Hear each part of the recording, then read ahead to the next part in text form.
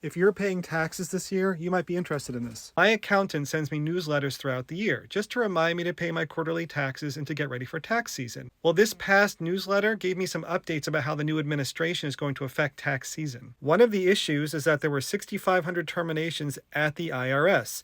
As part of the executive branch's trimming of the government, all newly hired IRS employees were terminated.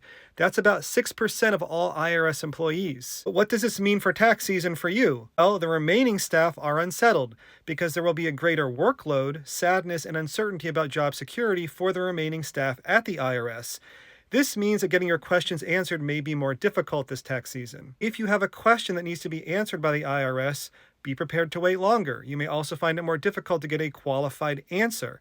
Should you speak with an IRS representative, try to show some compassion for the situation. Open questions may take longer to close. As you may recall, during the pandemic, the IRS suspended the mailing of notices to taxpayers.